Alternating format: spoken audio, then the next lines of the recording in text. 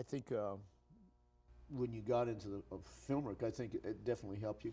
You had a part in with Bruce Willis's show. And Oh, Moonlighting. Yeah, that was. I was starting off as a background actress, and the directors, two of the directors, actually threw some lines at me, and you know, that's kind of how I got my SAG card. You know, but it was kind of interesting back at that time because I was so young, out of high school, and I don't think you knew this, but there were times where, you know, you would see a lot of sexual harassment on the sets of Hollywood.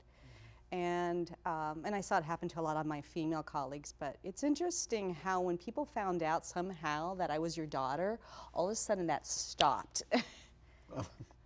You know, and it's kind of funny that that's what it takes, maybe, the reputation of a family, but on the other hand, it just made me understand more what it is to be raised to be a strong woman. And I think that's part of, comes from you, but I also think it also came from having it, you know, a strong grandmother, you know, like grandma. Yeah. And you know, I always think of grandma and grandpa, and how much they, you know, influenced you and they influenced me.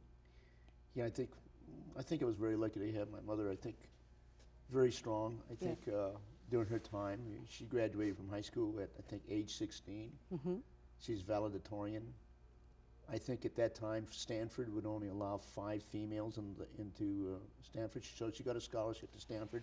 She couldn't take it because her father died, and then she had to support, you know, her sisters. So she supported my Aunt Flora, and she supported Aunt Connie at that time, and then there was Cecil and Uncle Albert. So she's, because she was at that time the oldest, not older than Aunt Felicidad, but she had to support and work, so her college was interrupted at that time at 16. But oh yeah, and that was too on the heels of the Depression right. too, which people don't realize how much that impacted our, the Filipino community back then.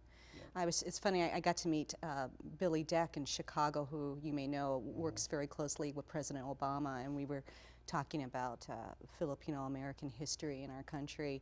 And I think about what Grandma and Grandpa went through, because they were, when you think about it, the circumstances back then kind of forced them to be political activists. And of course, most people don't know that, yeah, we come from a well-known martial arts family, but really, Grandpa was the one that really established politically the farmers' unions, well, along with his other partners back then. He established it before Cesar Chavez, right. But it didn't last long, lasted I think like 4 years, because they didn't have the support of other groups.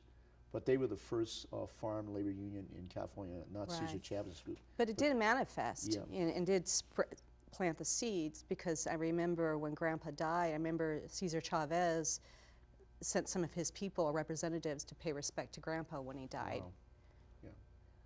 Wow. Yeah. I think it's a different America at that time. America was not as tolerant, so they went through a lot of hardships that people really don't understand. It's a different type of. Well, everybody did. You know, every new group that comes in here has to prove themselves and be accepted into the what I call mainstream of America. But I think without my father, I think, and my mother, they helped me.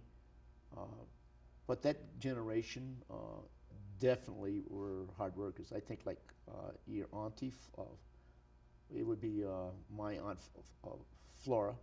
She's first Filipino graduate. It was rare at that time. First Filipino graduate of UCLA. That's right, and she went to school with. She went to school with a person named Jackie Robinson. Yeah, that guy. Jackie Robinson was the first. They were classmates. They were classmates.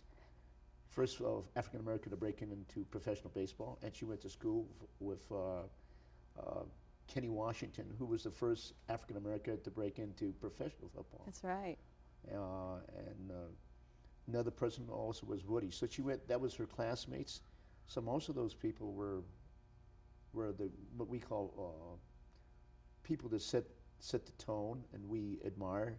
And then later on, of course, you know, she became one of the first Filipino teachers, probably in the state of California, and probably for sure in the city of Stockton.